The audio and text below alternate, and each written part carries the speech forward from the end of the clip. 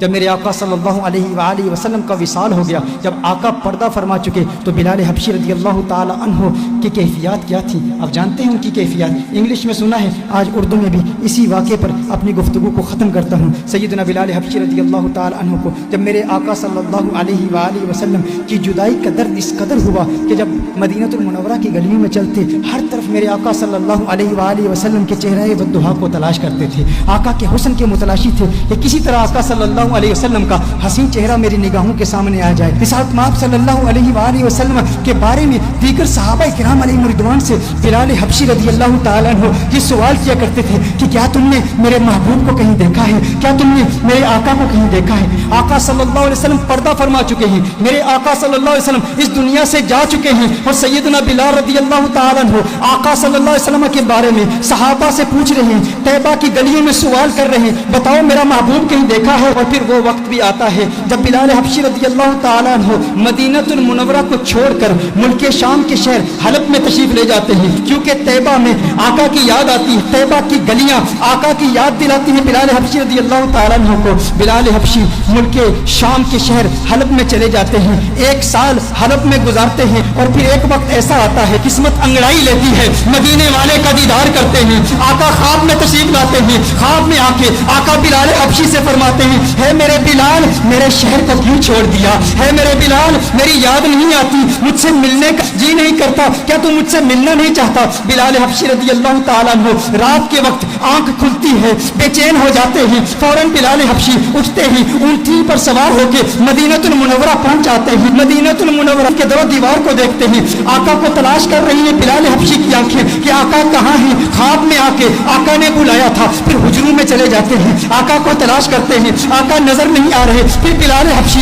فوراً آقا کے قبر انور پر چلے جاتے ہیں، قبر انور پر رو رو کے کہتے ہیں، آقا غلام حاضر ہے، لبیک یا سیدی لبیک یا رسول اللہ۔ آقا دیکھیے آپ کا غلام آ گیا، آپ کا عاشق آ گیا، آپ نے خواب میں آ کے حکم ارشاد فرمایا بلال آ جا۔ بلال ملک شام کو چھوڑ کے حلب کو چھوڑ کے آقا آپ کی بارگاہ میں حاضر ہو گیا ہے، آقا میں آپ کی بارگاہ میں آیا ہوں اور آپ پردے میں چھپ گئے ہیں، یا رسول اللہ صلی اللہ علیہ وسلم جلوہ دکھا دیجئے۔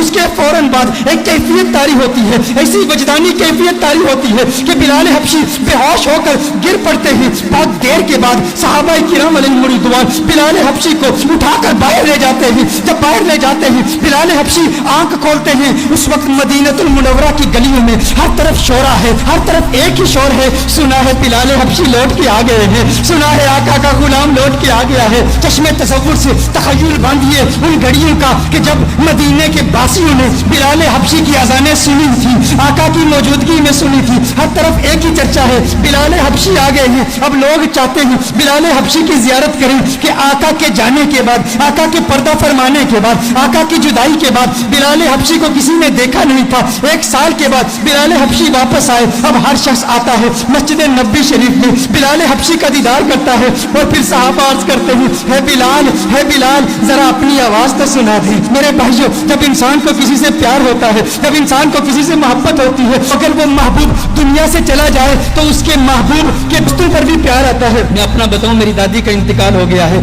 میری دادی سے مجھے بہت پیار تھا، بہت محبت ہے، آج بھی گھر میں اگر دادی کی عمر کی بوڑھی عورتیں گھر میں آئیں، وہ جو دادی کے ساتھ باتیں کیا کرتی تھی، جو دادی کے ساتھ گفتگو کیا کرتی تھی، آج بھی اگر ہم ان عورتوں کی آوازیں سنیں، میں کمرے سے گزرتا ہوں تو رک جاتا ہوں، وہ آوازیں مجھے اچھی لگتی ہیں، کیونکہ وہ آوازیں مجھے میری دادی کی یاد دلاتی ہیں۔ یہ وہی عورتیں ہیں جو دادی سے کلام کیا کرتی تھی، دادی جن کمروں سے گزرتی تھی ان کمروں کو دیکھتا ہوں تو دادی کی یاد آتی ہے۔ اسی طرح جس سے انسان کو محبت ہوتی ہے تو محبوب کے دوستوں سے بھی پیار ہوتا ہے، ان کی آوازوں سے بھی پیار ہوتا ہے، وہ لمحے یاد آتے ہیں، وہ گھڑیاں یاد آتی ہیں، وہ ساتیں یاد آتی ہیں۔ صحابہ بلال حبشی کے پاس آئے، بلال حبشی سے کہتے ہیں اے بلال حبشی آج وہ اذان تو سنا دے جو آقا کے دور میں سنایا کرتا تھا، اے بلال آج وہ اذان سنا دے۔ بلال حبشی کہتے ہیں اے صحابہ میرے بس کی بات نہیں ہے، مجھ کو معاف کر दो, क्योंकि जब वो अजान सुनाता था तब अशहदु अन्ना मुहम्मद रसूलुल्लाह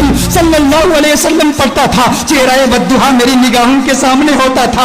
आज अगर अजान पढ़ूंगा आका का चेहरा कैसे देखूंगा? आका का चेहरा नजर ना आया, मेरे लिए नाकाबिले बर्दाश्त है, मैं बर्दाश्त नहीं कर पाऊंगा। सहाबा ने कहा एक ही तरकीब है, एक ही तरीका है, आज बिलाल किसी की नहीं सुनेगा, लेकिन दो शहजादे ऐसे भी हैं जिनसे आका को प्यार है। आका ने फरमाया जिसने इनसे प्यार किया उसने मुझसे मोहब्बत की, जो इनका दुश्मन वो मेरा दुश्मन। वो कौन है? वो नवासे हैं मोहम्मद अरबी के, वो आका के नवासे हैं। कहा है बिलाल हबशी आज हमारी नहीं सुनते, उन शहजादों की तो सुन लो। सहाबा हसनैन करीमैन के घर जाते हैं, हसनैन करीमैन को बुला के लाते हैं। इमाम हुसैन है, बिलाल हबशी है, इमाम हुसैन बिलाल हबशी का हाथ पकड़ते हैं। ए बिलाल देख आका का नवासा आया है। ए बिलाल एक मर्तबा वो आजान सुना दे, मुझे मेरे नाना की याद सता रही है। बिलाल हबशी इमाम हुसैन को उठा के अपनी गोद में रख लेते हैं और कहते हैं है मेरे आका के शहजादों, मैं तुम्हारी बात कैसे टाल सकता हूँ, तुम्हारी बात कैसे रद्द कर सकता हूँ,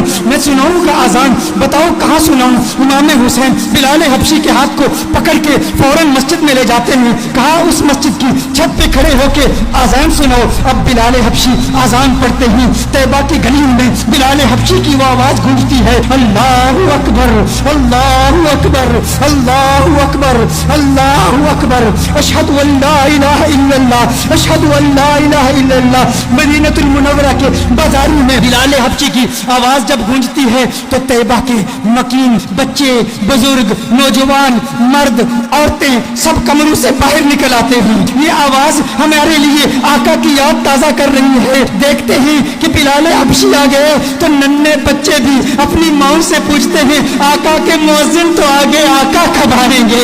हमारी आंखें तड़प रही हैं, कब उसने मुस्तफा को देख ले, कब चेहरा बद्दुहा को देख ले, कब आका के गुंगरियाले बालों को देख ले। अरे आका की संगत में चलने वाला गुलाम तो आ गया, आका कब आएंगे? उधर बिलाल हबशी आजान पढ़ रहे हैं, अशहदु अल्ला इलाहा इल्लल्लाह के बाद जब बिलाल हबशी अशहदु अन्ना मुहम्मदुर रसूलुल्लाह पढ़ते हैं, देखते हैं चेहरा बद्दुहा नजर नहीं आया, बिलाल बेहोश होके गिर पड़ते हैं। उसके बाद जब बिलाल की आंख खुलती है उसके बाद बिलाल के लिए मदीनतुल मुनव्वरा में रहना नामुमकिन हो गया। बिलाल वापस हलब चले जाते हैं। ये अंदाज है मेरे आका के आशिकों के। हम हमेशा कहा करते हैं क्या वजह है कि ये अंदाज हमारी नौजवान नस्ल के दिलों में अभी तक मुंतकिल नहीं हुआ। हमारा बच्चा क्रिकेटर्स के नाम जानता है, हमारा बच्चा फुटबॉलर्स के नाम जानता है, हमारा बच्चा बॉक्सर्स के नाम जानता है, हमारा बच्चा रेसलर्स के नाम जानता है, हमारा बच्चा दुनिया की सेलिब्रिटीज के नाम जानता है, हमारा बच्चा कार्टून के कैरेक्टर्स के नाम जानता है, हमारा बच्चा बॉलीवुड स्टार्स के नाम जानता है, लेकिन हमारा बच्चा आका की निगाहों के स्टार बिलाल हबशी का नाम क्यों नहीं जानता? ये हम पर फर्ज है। अगर इश्क़ मुस्तफा की महफिल सजाई है तो आज इरादा कर ले हर रोज रात सोने से पहले हम बिलाल हबशी के वाकयात अपने बच्चों को सुनाएंगे।